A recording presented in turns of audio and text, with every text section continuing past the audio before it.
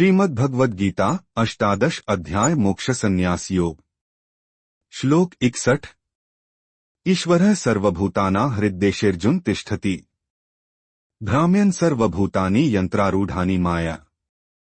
हे अर्जुन, परमेश्वर सब प्राणियों के हृदय में स्थित हैं और अपनी माया से उनके कर्मों के अनुसार उन्हें शरीर रूपी यंत्र में बैठाकर घुमा रहे हैं। जीवन में उपयोगिता। यह श्लोक हमें बताता है कि भगवान हमारे भीतर ही हैं और हमारे सभी कार्यों के साक्षी हैं। हमारे कर्म ही हमें जीवन में दिशा देते हैं और परमात्मा उसी के अनुसार हमें आगे बढ़ाते हैं। इसलिए हमें हमेशा अपने कर्मों को शुद्ध, निस्वार्थ और धर्मपूर्ण रखना चाहिए। जब हम यह समझते हैं कि हम मात्र साधन हैं और संचालक परमात्मा हैं, तब हमारा अहंकार मिटता है और हम जीवन में शांति पाते हैं। श्लोक 62। तमेव शरणं गच्छ सर्वभावेन भारत, तत्प्रसादात् परा शांति स्थानं प्राप्स्यसि शाश्वतम्। हे भारत, तू पूर्ण श्रद्धा और भक्ति से उस परमेश्वर की शरण में जा। उसकी कृपा से ही तू परम शांति और सनातन धाम को प्राप्त करेगा। जीवन में उपयोगिता। यह श्लोक सिखाता है कि जीवन की सबसे बड़ी शक्ति ईश्वर में पूर्ण समर्पण है।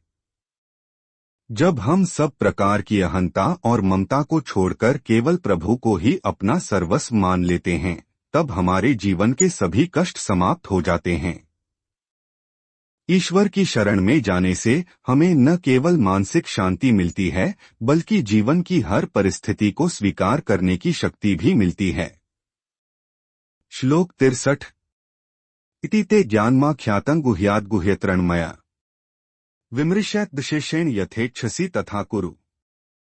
हे अर्जुन, यह अति गुप्त ज्ञान मैंने तुझसे कह दिया। अब तू इस पर भली भांति विचार करके जैसे चाहे वैसे कर। जीवन में उपयोगिता। यह श्लोक स्वतंत्रता और जिम्मेदारी का संदेश देता है।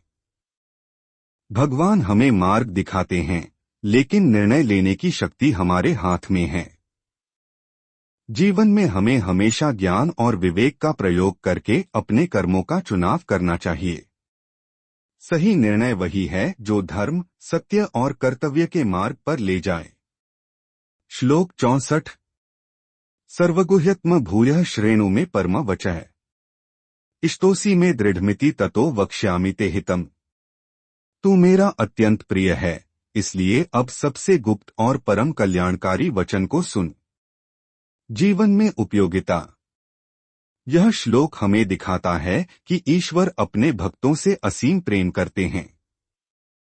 जैसे एक स्नेही मित्र या माता पिता अपने प्रियजन को सर्वोत्तम सलाह देते हैं, वैसे ही भगवान भी हमारे कल्याण हेतु सत्य प्रकट करते हैं। इससे हमें प्रेरणा मिलती है कि हम भी दूसरों से प्रेमपूर्वक व्यवहार करें और सच्चे हितकारी बनें। श्लोक 65। मन्मना भव मद्भक्तो मद्याजी मां नमस्कुरु मामे वैश्यसि सत्यन्ते प्रतिजाने प्रियोसी में। हे अर्जुन, तू मेरा भक्त बन, मेरा स्मरण कर, मेरी पूजा कर और मुझे प्रणाम कर। ऐसा करने से तू मुझे ही प्राप्त होगा, यह मेरी सत्य प्रतिज्ञा है। जीवन में उपयोगिता। यह श्लोक भक्ति मार्ग की सरलता को दर्शाता है। केवल श्रद्धा, प्रेम और ईश्वर स्मरण से हम भगवान को प्राप्त कर सकते हैं। जीवन में हमें यह समझना चाहिए कि वास्तविक सुख और शांति केवल ईश्वर से जुड़े रहने में है। इसलिए हर परिस्थिति में ईश्वर का स्मरण करना और विनम्र बने रहना ही श्रेष्ठ मार्ग है। श्लोक 66। सर्वधर्मान् परित्यज्य मामेकं शरणं व्रज अहं त्वा सर्वपापेभ्यो मोक्षयिष्यामि मा शुचः। सभी धर्मों और कर्तव्यों को त्याग कर केवल मेरी शरण में आ जा। मैं तुझे सभी पापों से मुक्त कर दूंगा, तू शोक मत कर। जीवन में उपयोगिता। यह श्लोक पूर्ण समर्पण का संदेश देता है। जब हम जीवन की उलझनों, जिम्मेदारियों और पापों के बोझ से दब जाते हैं, तब ईश्वर की शरण ही हमारी सबसे बड़ी आशा होती है। प्रभु की शरण लेने का अर्थ है सभी भय, चिंता और दुखों को उनके चरणों में छोड़ देना। इससे जीवन में हल्कापन, आत्मविश्वास और शांति आती है। श्लोक 67। इदंते नात्पस्काय न भक्ताय कदाचन, न चाशुश्रूष्वे वाच्यन न चमा योभ्यसूति। यह गीता का रहस्यमय ज्ञान न तो तपहीन, न भक्तिविहीन, न अनसुने वाले और न ही ईश्वर में दोष देखने वाले को बताना चाहिए। जीवन में उपयोगिता। यह श्लोक हमें सिखाता है कि ज्ञान केवल योग्य व्यक्ति को ही देना चाहिए। हर किसी से अपनी आध्यात्मिक बात साझा करना उचित नहीं होता, क्योंकि जो लोग श्रद्धा नहीं रखते वे उसका उपहास कर सकते हैं। हमें विवेक से निर्णय करना चाहिए कि कब, कहाँ और किससे क्या कहना है। श्लोक 68। य इम परम गुह्यम मद्भक्तेष्वभिधास्यति, भक्तिं मयि परां कृत्वा मामेवैष्यत्य संशयः। जो व्यक्ति भक्तों में इस गीता के परम रहस्य को कहेगा वह निश्चय ही मुझे प्राप्त होगा। जीवन में उपयोगिता। यह श्लोक ज्ञानदान की महिमा को बताता है। जो लोग भक्ति और सत्य का संदेश दूसरों तक पहुंचाते हैं वे स्वयं भी ईश्वर को प्राप्त करते हैं। हमें भी जीवन में सदैव प्रेरणादायी और कल्याणकारी ज्ञान का प्रचार करना चाहिए ताकि समाज और स्वयं का उत्थान हो सके।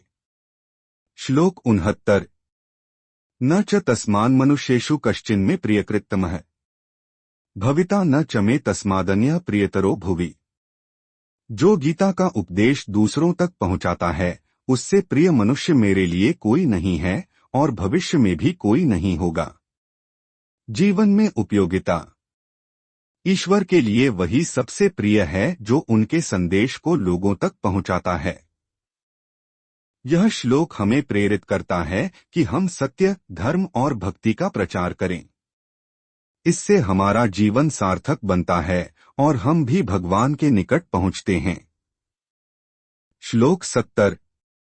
अध्येष्यते च य इमं धर्मे संवादमाव्योः, ज्ञानयज्ञेन तेनाहमिष्टः स्यामिति में मति है। जो व्यक्ति इस गीता संवाद का अध्ययन करेगा उसके द्वारा मैं ज्ञानयज्ञ से पूजित होऊंगा। जीवन में उपयोगिता। यह श्लोक अध्ययन और चिंतन की महिमा बताता है। केवल गीता पढ़ने और समझने से ही ईश्वर प्रसन्न होते हैं, क्योंकि यह ज्ञान ही सच्चा यज्ञ है। हमें भी जीवन में नियमित रूप से शास्त्रों और सत्संग का अध्ययन करना चाहिए। इससे हमारा मन शुद्ध होता है और आत्मिक बल बढ़ता है। ओम नमो भगवते वासुदेवाय।